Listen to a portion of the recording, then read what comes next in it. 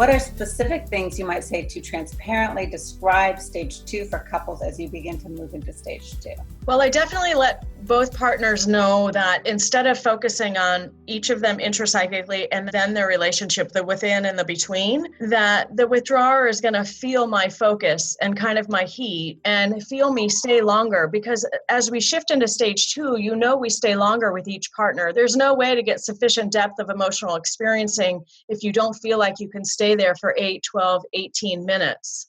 And so I say that at the end of a stage 1 session, as we're nearing stage 2, I talk about we're starting to head into stage 2. You both seem really de-escalated. You're getting your steps in the dance. You're able to catch your steps in the dance. And of course, none of us are perfect at it. But when you catch your steps, you're like, okay, this won't work. I don't want to do this again. I don't know what to do next, but I don't want to do what we know doesn't work. And I'll say, you'll feel me, withdrawer, you'll feel me come close and linger, and pursuer, you won't get a lot of airtime. And so let's talk process. How will that be, withdrawer, to feel my focus? I'm following the model. This is described well in our model. And often a withdrawer will say, I literally had one guy say, I don't think there's any more in there.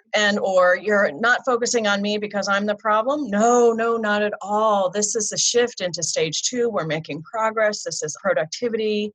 And pursuer, how will it be not to get a lot of airtime? I'll constantly be working on your behalf. But how will it be to have me linger with your partner? I'll definitely be watching you and tracking you, and you definitely will have time to speak.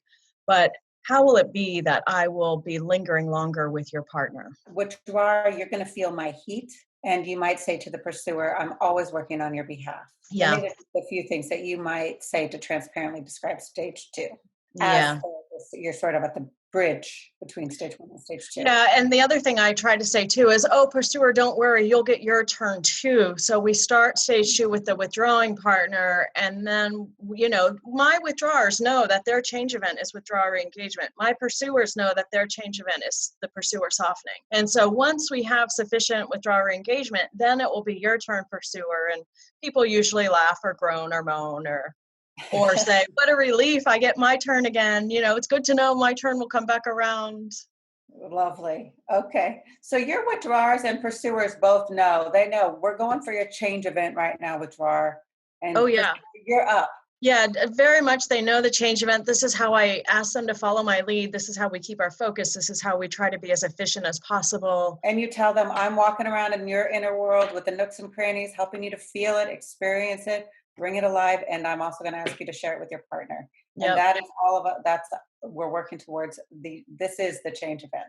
These are the change event. And because primary emotion has all of this bonding agent embedded in it, the glue, the Velcro, the Gorilla Glue, whatever you want to call it, that's when I'll be asking you, and what we're working towards is sharing primary emotion with primary emotion. So each of you, primary to primary, I do this with my hands a lot, primary to primary, vulnerability to vulnerability. So they both know, especially at the beginning of stage 2, that each of them will be making this shift. And it's not just the withdrawer who's been so avoidant or just the pursuer who's been so critical, that I have to help them continually make contact with their inner world to get regular access to primary. So in a moment's notice, we can share primary with primary, or with a little prompting and a little distilling, we can get back to primary with primary. For more hot tips on emotionally focused therapy, go to theeftcafe.com and sign up for our newsletter, where you will receive short little clips like the one you just watched.